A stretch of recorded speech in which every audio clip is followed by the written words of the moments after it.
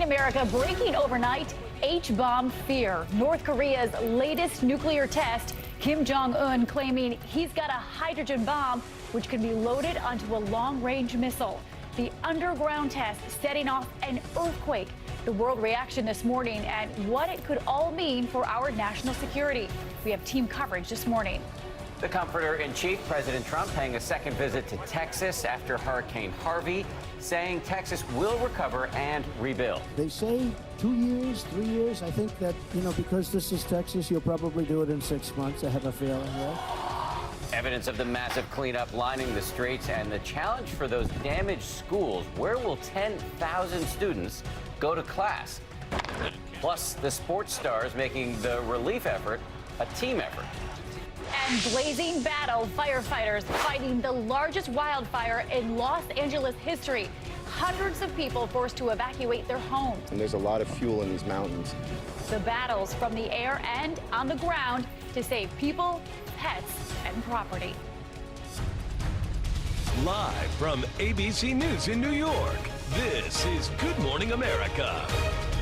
We say good morning on this Sunday morning. We want to get right to the breaking news overnight. A fresh provocation from North Korea. It could be extremely concerning. The regime there announcing it has carried out one of its most powerful nuclear tests yet. In fact, its most powerful one yet. They're calling it, quote, a perfect success. Now, North Korea claims it was a hydrogen bomb or an H-bomb capable of being mounted on an intercontinental ballistic missile. The government of North Korea released this photo of its smiling leader, Kim Jong-un, inspecting what state media describes as the loading of that H-bomb into a new long-range missile. North Koreans were seen cheering in the streets when the announcement was made. The specific claims have not been verified, but the artificial earthquake caused by the test was several times stronger than tremors from earlier tests. It reportedly shook buildings in China and in Russia.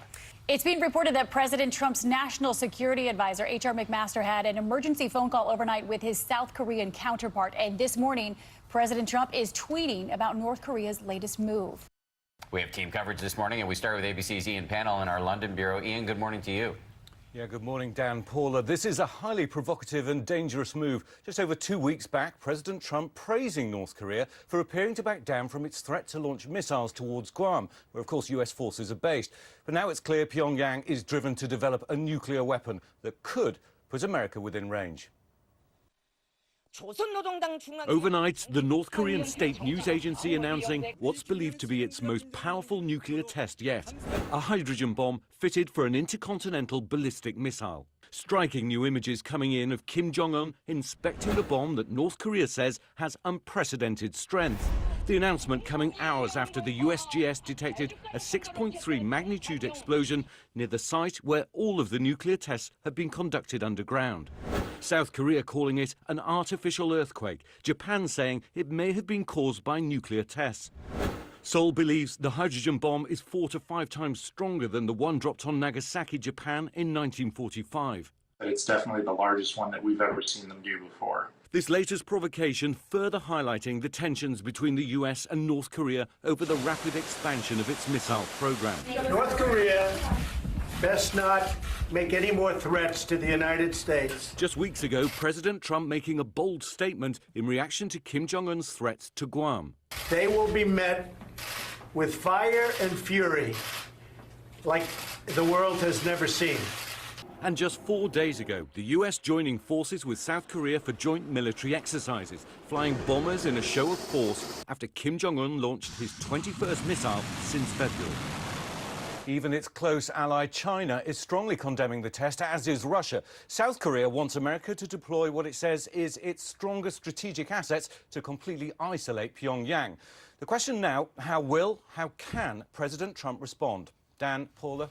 The world on high alert. Ian, thank you. And as Ian said here, one huge X factor in all of this is, of course, President Trump, who, as Ian reported, has threatened the North with, quote, fire and fury. And as Ian just mentioned, South Korea is calling on the U.S. to deploy its strongest strategic assets. That could mean reintroducing nuclear weapons. And ABC's David Curley is at the White House for us this morning. David, good morning to you.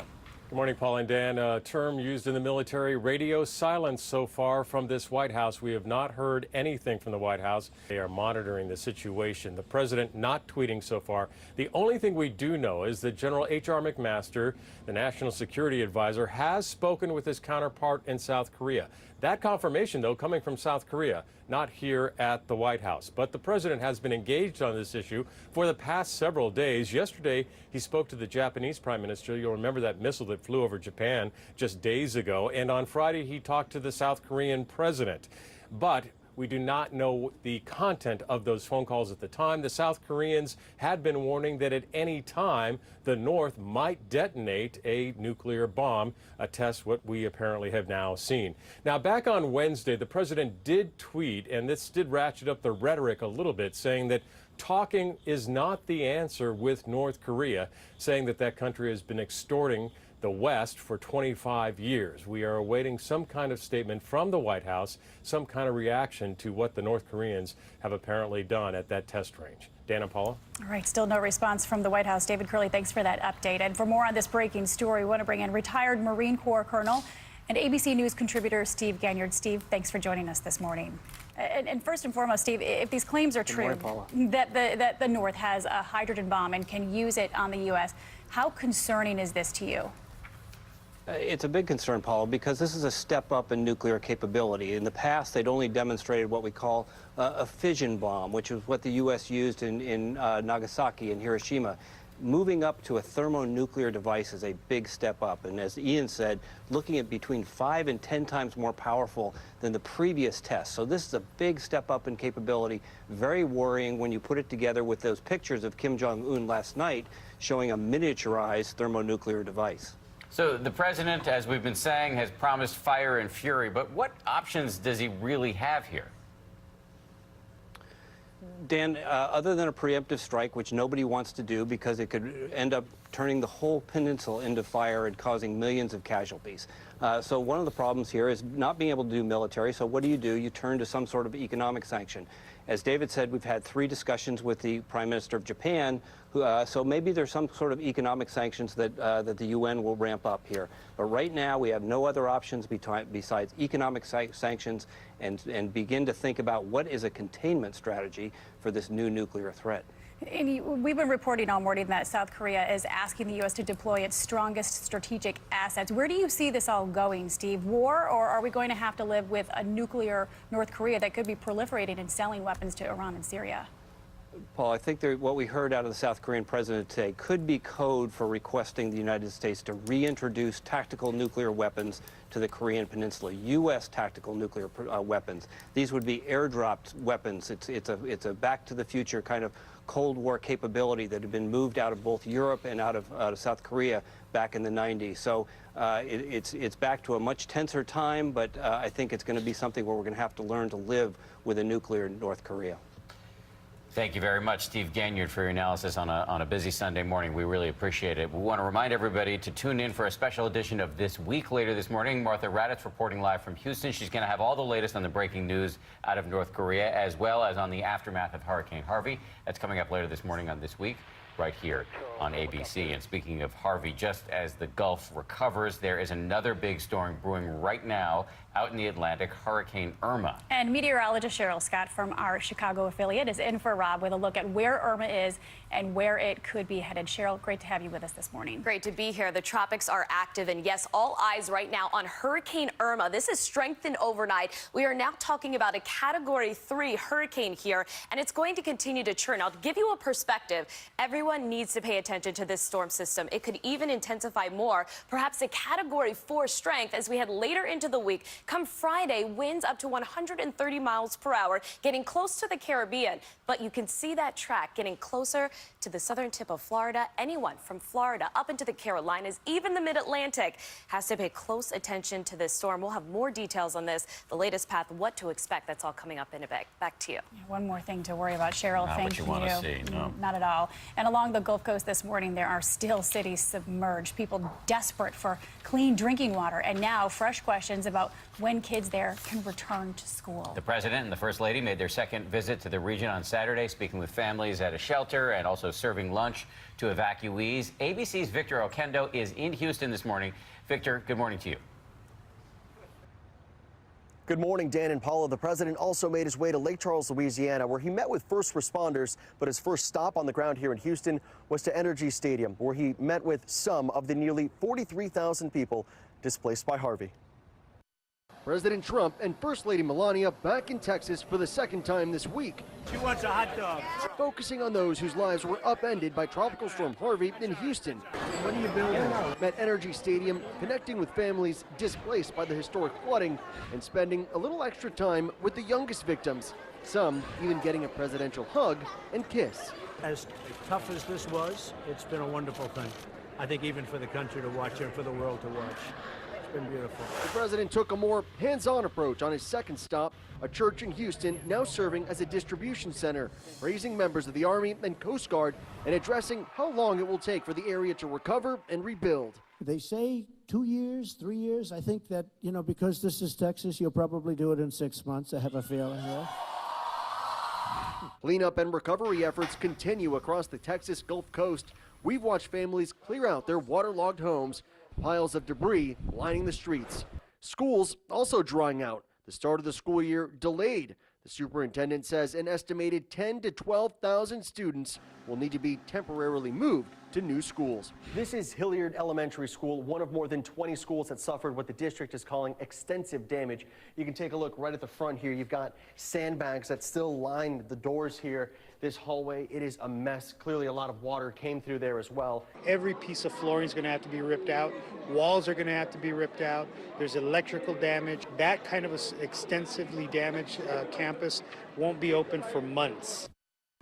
The president also spoke about the letter the White House sent to Congress, formally asking for nearly $8 billion in Harvey response efforts, saying he hopes it goes through quickly. Dan, Paula. Victor Oquendo reporting in from Houston. Thank you. Let's move now from Houston to Beaumont, Texas, where the floodwaters are receding slowly and the situation is dire. The city of more than 100,000 people is entering its fourth day without the basic necessity of clean drinking water. ABC's Kenneth Moten is also in Houston with the struggle to supply the city. Kenneth, good morning to you. Good morning, Paul and Dan. People in Beaumont are trying to decide if they should leave home and find places closer to Houston that have more resources and running water. This morning, emergency in Beaumont, Texas. The city's more than 100,000 residents still without drinking water. The system flooded, damaged by Harvey. And the swollen Neches River, 7 feet above the record level. This is the toughest challenge, I'm sure. You've done the rescues, you've gotten through the hurricane, but now you're just trying to sustain the life. Sustain the life, get the water back on. That's our #1 priority right now. The river has crested, but the raging floodwaters are slow to recede. Beaumont says it could be days, weeks, or even longer before crews can inspect the pumps and make repairs. The city, the state, and the feds are now working together to get drinking water into the hands of thousands. The active military operations are ongoing in this area. This Chinook is being used to drop off and pick up large pallets of drinking water for shelters and different points so people can get to clean water. This distribution point, officials say, serves 6,000 vehicles in 10 hours. We have seen a huge number of people just come together in this community and all across the state of Texas to help each other out during this time of disaster. The line stretching for miles. Clean water, a hot commodity, but hot meals right now, rare. The owner of this Beaumont seafood restaurant giving 1 plate of food per car for free. You're popular today. I don't want to be popular, I just want to help. Residents thankful for the help. This is a blessing for us to come down here, and they feed people, so that's a blessing right now. Beaumont has temporarily brought in several pumps to move water to its treatment facility, but that's doing very little. So for now, the city will keep handing out bottles of water and pray for that river to go down faster. Dan and Paula. And so many people just offering their hand to help. Kenneth, thank you so much for your reporting this morning. We want to turn now to California, where Los Angeles is dealing with its largest wildfire ever, which has now grown to 8,000 acres. Hundreds of people forced to evacuate, and our senior national correspondent Jim Avila is in Burbank, where they're surrounded by the flames and worried that the wind could shift. Jim, good morning to you. Good morning, Dan and Paula. This, as you can see, is no wilderness fire. These flames are burning hot and quick within 100 yards of the Los Angeles neighborhood. Overnight, the largest blaze in Los Angeles history exploding across 8,000 acres of land, forcing the evacuation of at least 700 homes in Burbank, Glendale, and Sunland, Tujunga. Brush fueling the flames. I encourage all homeowners in this area and anywhere in the brush area to clear your brush. Give us a chance to save your house. If it's not cleared the fire is going to burn the fuel all the way up to the house. This man captured on camera atop his roof, trying frantically to put the fire out himself. Wildlife fleeing, residents racing to get their own animals to safety. All the memorabilia that I needed to get out is in the car. Firefighters and helicopters dumping thousands of gallons of water to try and slow down the blaze. The fire now 10% contained, and luckily no one has been hurt. But officials are working with reduced numbers. 100 LA firefighters unavailable, dispatched to Texas to assist with Hurricane Harvey. This morning, the call is out for additional firefighters from around the state to lend a hand. The weather continues to be a problem. During daylight hours, the winds whip up and the temperatures are in the triple digits. Dan and Paula? Yeah, I can't understate the dire situation there in LA. Jim, thanks for your reporting. And we want to go back to the weather, and meteorologist Cheryl Scott, as we mentioned, is in from WLS TV, our station in Chicago. She's in for Rob this morning. Cheryl, great to see you again. Great to see you. And yes, the heat is a huge problem. No end in sight. Take a look. We have excessive heat warnings up and down the state of California. You can see the red flag warnings. This is going to be dangerous for the wildfire situation. Now, record highs coming in from yesterday. Redding, 114. San Francisco at 104 degrees. These temperatures are about 10 to 15 degrees above average for this time of the year. The record heat, no end today. We're going to see that high-pressure ridge continue to pump in that heat. Redding, 113, Oregon, Medford, 104, and into your Labor Day, the heat is going to continue to cook here. So do what you can to stay cool. We'll, of course, keep you posted on this, but the heat will continue Monday, Tuesday, and for a good part of this week. That is a look across the nation. Now, here's a look where you live. Well, clouds early on are going to give way to some sunshine later this afternoon. High temperatures around 80 degrees with a nice breeze. If you've got plans later this evening, no weather worries. 74 at 7 o'clock down to 67 at 9 o'clock, and temperatures will fall into the 50s overnight. So cool getting out the door early tomorrow morning, but spectacular for our Labor Day Monday. Lots of sunshine and seasonably warm highs right around 84 degrees. Hot and humid getting back to work and school on Tuesday. Have the umbrella, showers likely with cooler temperatures Wednesday. So looking good, especially in Chicago, where we're going to have those temperatures in the 80s and sunny conditions there today. 83, I'm guessing. 83. That's what we got. My husband took our middle child back to Chicago, where he was born, to go see Cubs game yesterday, and they said it was absolutely beautiful. Perfect Chicago. weather. Perfect weather all nice weekend. Little silver lining for that, the rest of the stuff going So on. you left and you left them. You left to come here to New York and you left them the great weather in Chicago. Exactly, but happy to be here. I'm only thinking about it. I just focused on this Irma thing, really worried about it. Yeah. Those maps do not look good. It could be dangerous, yeah. Pleasure to have you here there on a Thank Sunday you. morning. A lot of other news this morning, and as always, for that, we get it over to Dr. Ron Claiborne. What's happening? Dr. Dan Harris, good morning to you, and Paula, and good morning to you. Adrian, good morning, everyone, and Cheryl, good morning to you. Good morning, everyone. We're going to begin with Russia accusing the U.S. of acting illegally in seizing 3 Russian diplomatic posts in the U.S. This new video posted on social media by Russian officials from inside one of the compounds, 2 of those compounds in Washington, D.C., 1 in San Francisco. This morning, the Russian Foreign Ministry calling this seizure a hostile act and a gross violation of international law. President Trump ordered 1 compound, 2 annexes closed in response to the Kremlin's move to expel hundreds of workers in the U.S. Embassy in Moscow. And in Philadelphia, police say a suspect has been taken into custody and is expected to be charged with murder in the disappearance and death of a Temple University co-ed. 22-year-old Jenna Burley was last seen Thursday at a bar where police say she met the suspect, 29-year-old Joshua Hupperterz. Her body was found Saturday on a property that belongs to Hupperterz's grandmother, according to police investigators. In Germany, 60,000 people in the city of Frankfurt have been evacuated so that an unexploded World War II-era bomb can be detonated later this afternoon. The 4,000-pound bomb was found by construction workers on Tuesday last week. It's actually not uncommon. Only yesterday, another bomb from World War II, an American one, was defused in another German city. And singer Tom Jones is postponing his U.S. tour due to health issues. He made the announcement on Twitter Saturday, saying he was, quote, following medical advice. The 77-year-old did not elaborate. He had been scheduled to kick off his tour in Philadelphia in just 3 days. The show's now being postponed until next spring. And astronaut Peggy Whitson and her Expedition 52 team are back on planet Earth. This new video of Whitson being carried off the spacecraft in Kazakhstan yesterday. In her career, she has now spent more time in space than any other American, 665 days. She'll be returning